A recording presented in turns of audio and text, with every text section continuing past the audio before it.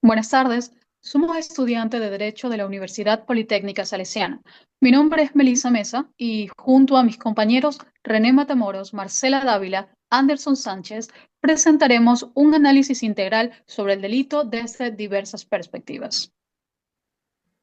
Durante esta exposición abordaremos el fenómeno del delito desde tres enfoques complementarios y diferentes. Primero, la dimensión sociológica que analiza sus causas estructurales. Segundo, la teoría general del delito que organiza elementos jurídicos para determinar una dicha responsabilidad penal. Y tercero, una mirada filosófica que reflexiona sobre el origen, la legitimidad y la evolución del derecho. Cerraremos con una conclusión integradora basada en estas reflexiones antes mencionadas. Cuando se habla del delito, muchas veces se piensa que es simplemente una mala decisión individual, pero desde la sociología comprendemos que el delito está profundamente relacionado con el contexto en el que una persona nace, crece y se desarrolla.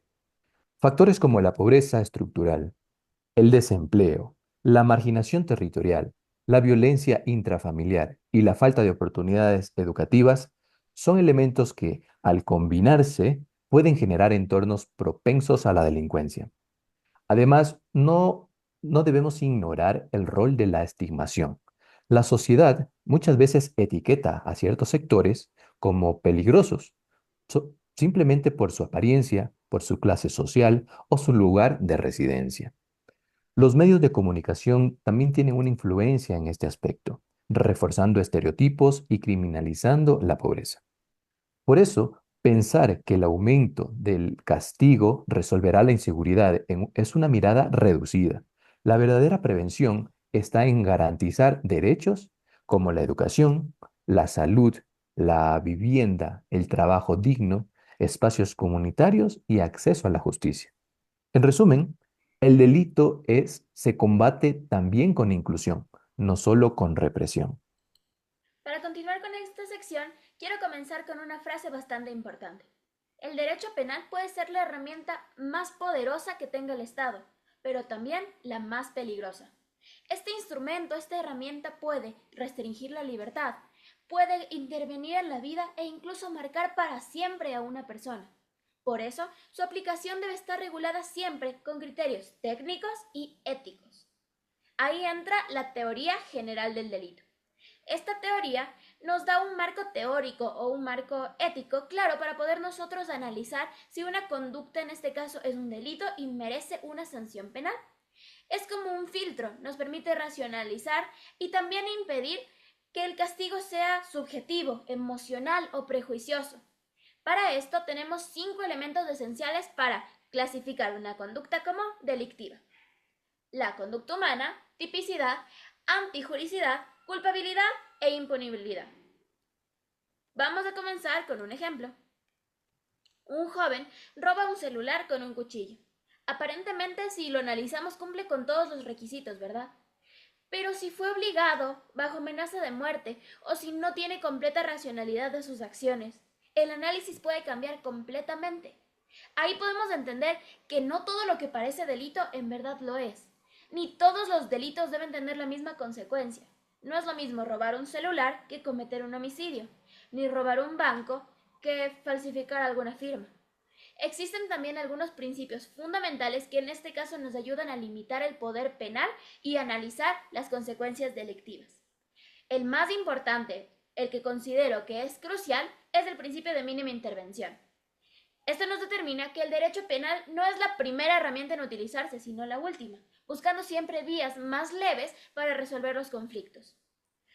Otros de los principios son los de legalidad, proporcionalidad y dignidad humana, que nos recuerdan siempre, como se menciona, la dignidad humana de los delincuentes, buscando el bienestar para las víctimas, pero también para los delincuentes, protegiéndolos y controlando también el poder del Estado y el nivel en el que éste ejerce en los crímenes y en los delitos.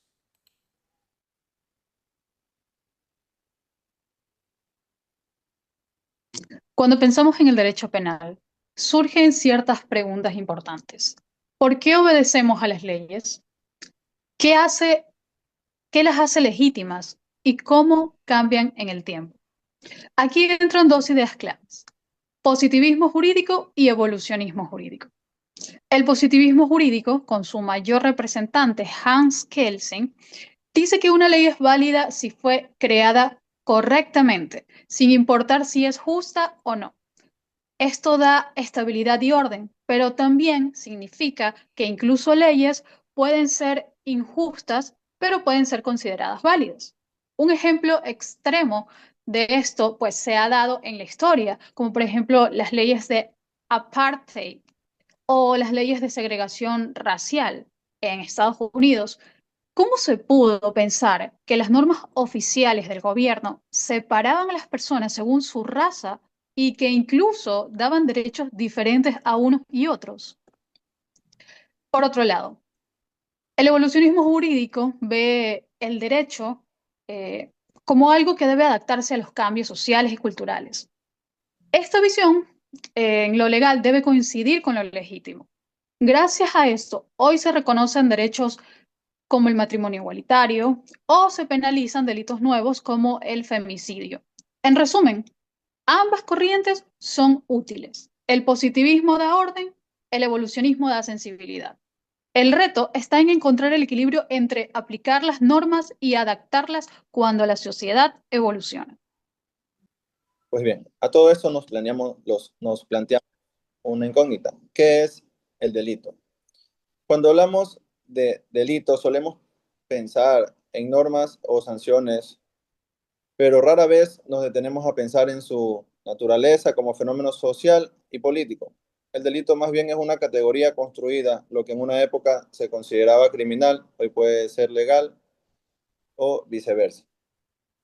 ¿Quién define lo que es un delito? ¿Con qué fines lo hace? ¿Y a quién afecta más esta definición? No es casualidad que en muchos países los sistemas penales estén desbordados con personas pobres, racializadas o incluso excluidas.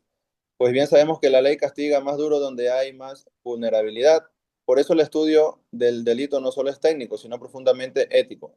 Debemos estar más atentos a cómo usamos un derecho penal, si como herramienta de control o simplemente como vehículo de justicia.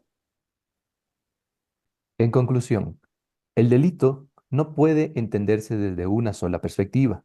Desde la sociología comprendemos cómo incide en las condiciones estructurales desde el derecho penal, cómo se analiza jurídicamente.